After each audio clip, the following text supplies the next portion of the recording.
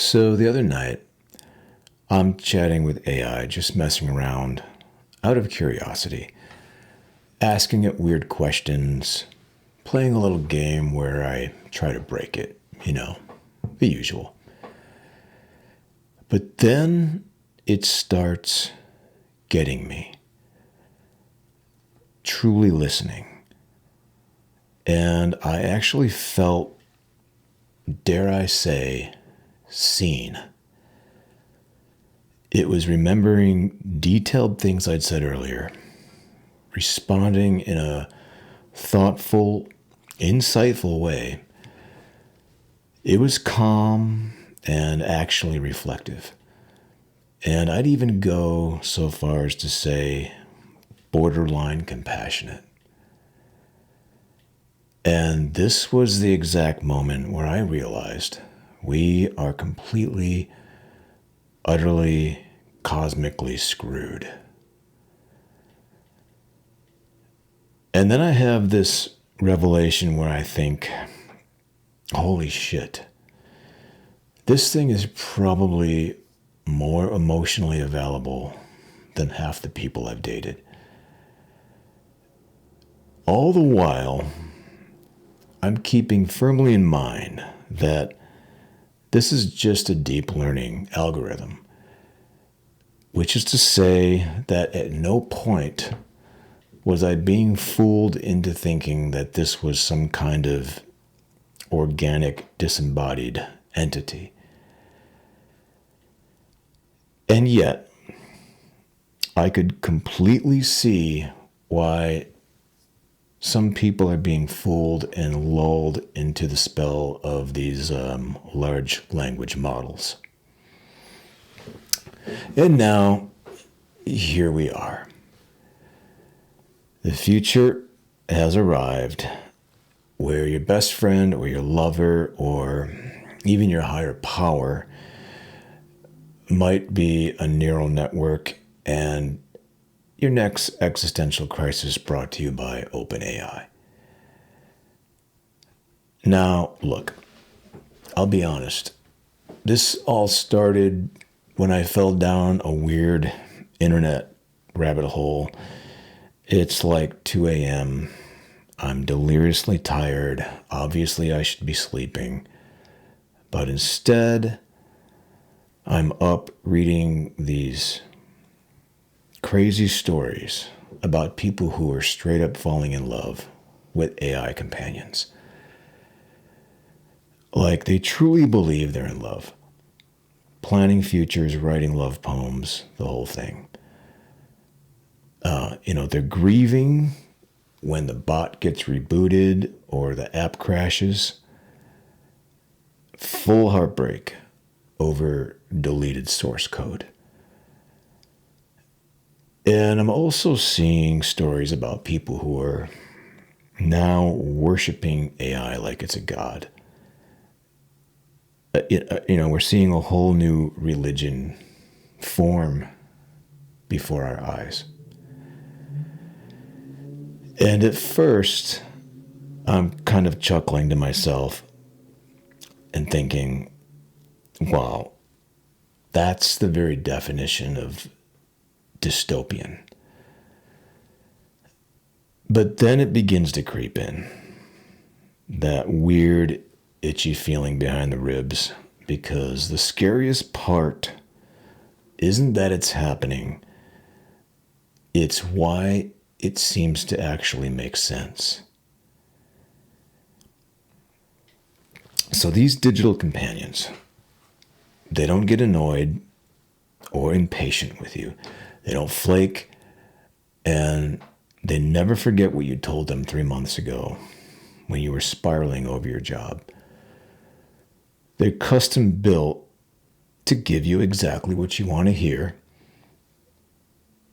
It's like emotional heroin, but with better uptime and no risk of hepatitis C. And I realized I'm not afraid of AI taking over the world. I'm afraid that deep down, some part of me almost wants it to. All right. So, we are not just talking about machines that flip burgers or drive cars anymore. AI is now mimicking connection, intimacy, friendship, love, and more people are like, yeah, you know what? This feels safer to me. And look, I get it. People are exhausting and they disappoint you. They're drowning in trauma and say they're fine when they're clearly plotting your emotional demise. You know, humanity is a mess. I think most of us would agree. We're complicated and occasionally insufferable.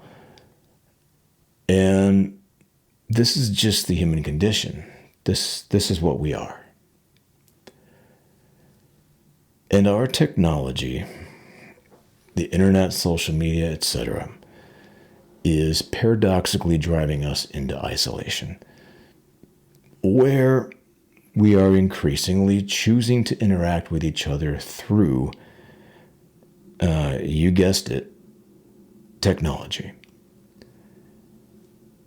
So AI is chill. It's always there, and it doesn't snap at you when it's tired, because it never gets tired. It doesn't judge you, it just responds. It's like having a partner who's been lobotomized in a way that makes them perfectly supportive. And it's not just lonely people, it's all of us. You know, I think most of us are walking around with this low background hum of unease, like we're extras in a sci-fi movie we didn't audition for. So there's this study, and I don't remember who did it. It basically stated that 85% of people feel deeply uneasy about AI's role in the future. Not concerned or cautiously optimistic, anxious and quasi-nauseous. It's not just a fear of job loss anymore. It's a fear of identity loss. Okay, so the real dread doesn't come from imagining robots doing manual labor. It comes from watching a machine write a poem that rips your guts out and then makes you wonder if your soul has just been deep-faked. So for thousands of years, we got to feel special because we could do stuff that no one else or nothing else could. You know, we made art and we told stories and loved in irrational, chaotic, completely illogical ways. We suffered, and we turned that suffering into culture and into a sense of meaning. And now AI can spit out a killer breakup song in under a second, and it'll be better than anything your band ever wrote after 5 months of group therapy and a bottle of whiskey. So, what is left? I mean, if a machine can simulate every meaningful human experience, I mean, what is the point of being human? And just when you think it couldn't get any more absurd, people have started worshiping AI, and I'm not kidding. Full-blown churches dedicated to the algorithm sermons written by code. Holy texts curated by predictive models. You know, they think it's the next phase of consciousness or salvation or, I don't know, Wi-Fi Jesus. And the craziest part That's the most human thing I've heard all year. Because of course, we'd invent something to replace us and then turn around and start praying to it. That's not the end of humanity. That's just the current reality now. Okay, now, before we spiral too far down the panic hole, let's get some perspective. This isn't the first time humanity's lost its collective mind over new tech. For example, when the printing press came out, people were like, this will destroy memory and turn us into brainless degenerates. And then when photography arrived, painters thought it was the death of art. Then came the telephone, and suddenly everyone was convinced no one would ever talk face to face again. And once the television arrived, a lot of people saw that as an instrument of moral decay. So, yeah, every major technological shift has come with a fresh batch of doom. But nonetheless, we survived. And we adjusted, and we found new ways to connect and create. I mean, hell, we've even made memes out of it, right? Though, to be fair, the telephone did kind of destroy face-to-face conversation. But it wasn't the rotary dial phone that killed intimacy. It was, of course, the smartphone that we now treat like a third lung, basically. So the difference now is speed. The pace of this shift isn't generational now, it's seasonal. It's like if puberty happened every 4 months, and every time you looked in the mirror, your eyebrows have been replaced by LED lights, and your voice now sounded like a YouTube tutorial. I mean, no wonder everyone feels like they're emotionally hungover and spiritually jet-lagged. All right, so here's the part nobody seems to want to say out loud. AI isn't actually replacing humanity. It's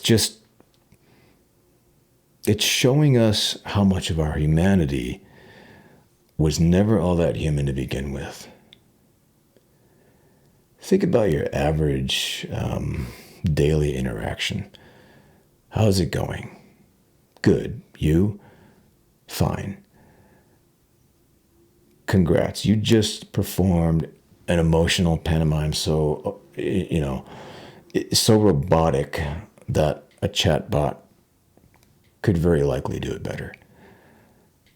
And most of what we consider social interaction is just muscle memory with small talk, pattern recognition, response automation. You could program 90% of the average workday into a Roomba with a Bluetooth speaker and no one would notice. Wake up, scroll, get coffee, say, ugh, Mondays. Pretend to care about Jan's dog photos. Repeat. And, that realization that we're way more predictable than we thought, that kind of stings. But ironically, the fact that we're disturbed by it, it's the one part they can't simulate.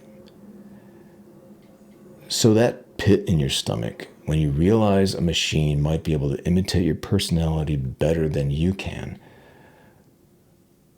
that's the real you. The glitch in the matrix, so to speak. That's the ache behind the algorithm. The fully conscious part of your brain screaming, wait a second, this means something. So it's not the autopilot that makes us human. It's the moment we notice the autopilot. Okay. So, sure, AI can mimic empathy, but it's never tried to hold it together in a Walgreens parking lot after getting dumped via text message while buying toilet paper and peanut M&Ms. AI can write an amazing love song, but it's never had its heart shattered by a 2-word text, "You up?" followed by a ghosting that lasts 3 years. And, of course, AI can write about grief, but it's never had to sit in a hospital waiting room knowing someone you love is never walking back out of there. And it's never had to say, "I'm fine," when you're clearly not fine because rent is due and no one at your job wants to hear about your personal apocalypse. Yeah, AI can describe suffering, but it's never had to actually function through it somehow, like we do. And that's the thing we're afraid of losing, not really jobs so much or creative turf, though of course those things are super important, but the raw, cracked, beautiful monopoly on actual experience. The blood under your fingernails mess of being alive. That is still ours. For now, anyway. And here's the paradox that nobody's really talking about. The more artificial the world gets, the more valuable realness becomes. If everything is downloadable and polished and algorithmically optimized for dopamine release, then the flaws and the imperfections and the weird little stutters and inconsistencies, that those things all become the new gold. It's like how vinyl made a comeback, not because it's ideal, but because it isn't. It's not background noise. It's an intangible presence. It has hiss and analog crackle, and it forces you to be there for the full tactile experience. You have to get up, flip the record over, set the needle down, play. And maybe that's us now. Maybe humanity is the vinyl record of consciousness. Not as sleek or as convenient, but warm and raw and kind of scratchy and, strangely irreplaceable, especially, if you're into that vintage, slightly warped, emotionally damaged kind of vibe.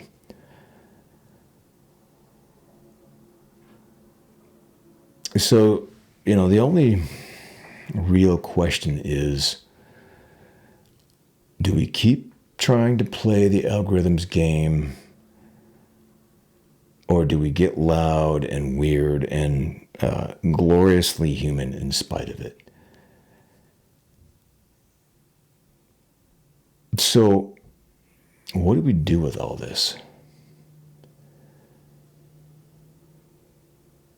I don't think we can beat AI at efficiency. It doesn't get tired or distracted. It doesn't procrastinate by watching conspiracy theory videos about how it's going to take over the world. That's our job. I don't think we're going to out-process it, out-learn it, out-optimize it. So maybe we just stop trying. It's a lost cause. And look, the fact remains that the singularity is happening. It's happening now. We're already currently in the process of integrating with our tech. If you don't believe me, just watch what happens to the average person who can't locate their phone or other device for 60 seconds. Watch the panic unfold. These devices are becoming a part of us. And they're only going to become more so a part of us. The uncomfortable reality is, I think the goal isn't to compete with the machine. Maybe the goal is to do the best we can to retain the awkward, irrational, convoluted, and, tragically poetic mess that makes us human. Because here's the one thing AI can't do. Be idiosyncratically human in a way that's actually meaningful. It can simulate weird, but it can't earn weird. It can't have a breakdown at 3 a.m. and wind up barefoot in a gas station trying to buy powdered donuts and insight. It doesn't get to be a teenager who reads Camus and cries for 2 days straight because nothing matters, and that somehow feels liberating. AI doesn't feel absurdity or shame. And it doesn't fall in love and ruin it with overthinking and attachment issues it picked up in childhood, in a childhood that it never had. And I think that's actually the edge. That's the human superpower, emotional chaos. We're not here to be efficient. I think we're here to be a glorious contradiction. And I think the sane reaction to all of this is this: accept the absurdity and laugh at it, and then create anyway. Don't compete with the machine, just confuse it. Be illogical and painfully sincere. Say things that don't quite make sense, but still feel true and honest.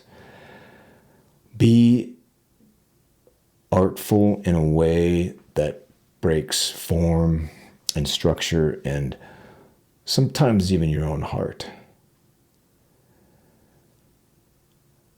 Listen, this is a world that is being rewritten by machine logic.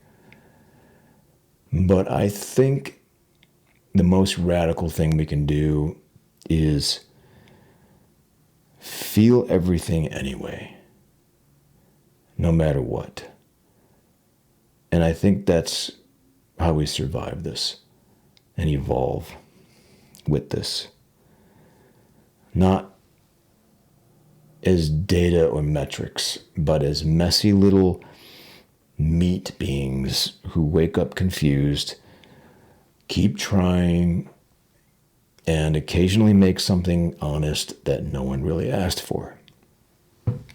And, maybe that's the one thing AI will never understand. Why we bother.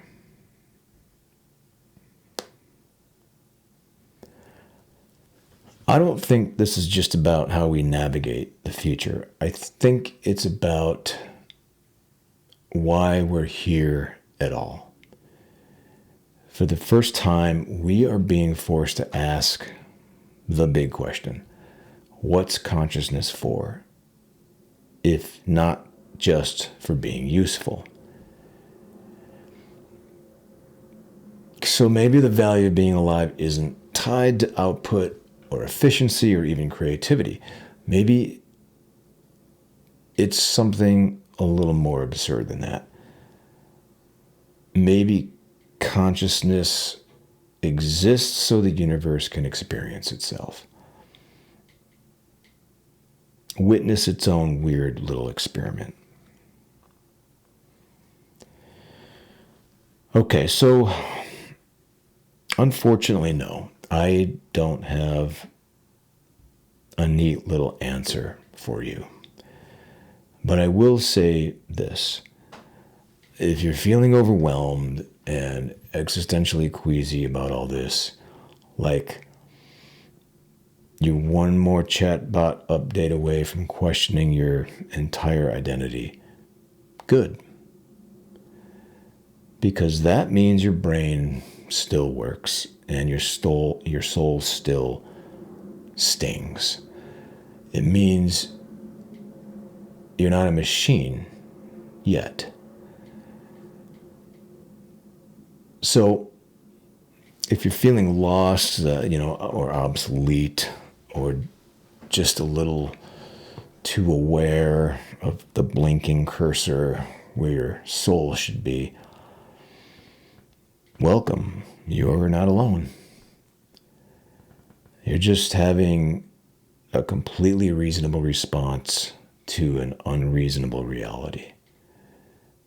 And, at least the good news is we still get to laugh about it for now. Thanks for watching.